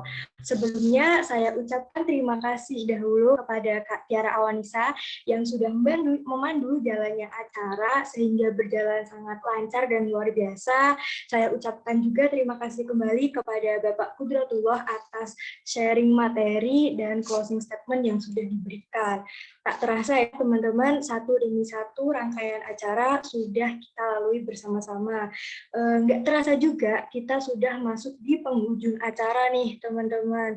Selanjutnya dengan berakhirnya sesi foto bersama ini, berarti kita sudah hampir mengakhiri acara kuliah umum pada sore hari ini. Sekali lagi saya mengucapkan terima kasih kepada Bapak Dr. Kudratullah SOS MSOS yang sudah menyempatkan waktunya membersamai kita bersama-sama di weekend sore ini. Saya juga mengucapkan terima kasih kepada Bapak dan Ibu dosen yang sudah menyempatkan waktunya membersamai kita juga pada sore hari ini, kepada Bu Laila juga yang sudah melaksanakan, yang sudah memfasilitasi kuliah umum pada sore hari ini sehingga berjalan sangat lancar, dan tentunya kepada moderator kita yang sangat luar biasa, kepada Kak Awe. Oleh karena itu, berakhirlah sudah kuliah umum kita pada sore hari ini. Saya Nila Raudatul Jannah pamit undur diri. Sebelum kita tutup acara pada sore hari ini, lebih baik kita tutup dengan bacaan basmalah bersama-sama. Alhamdulillah bersama-sama. Alhamdulillahirabbil alamin. Ya baik, saya pamit undur diri. Wassalamualaikum warahmatullahi wabarakatuh. Waalaikumsalam. Sampai jumpa di lain kesempatan. Terima kasih teman-teman. Terima kasih. mantap ya, sudah memfasilitasi penyelenggaraan ini. Jangan lupa ya teman-teman untuk klik presensi ya. Oke, nanti sertifikatnya akan diberikan di minggu depan, insya Allah gitu ya. Nanti perkuliahan kita akan jumpa lagi di minggu depan, hari Kamis ya, untuk presentasi di kelompok besar. Oke, tetap semangat, happy weekend.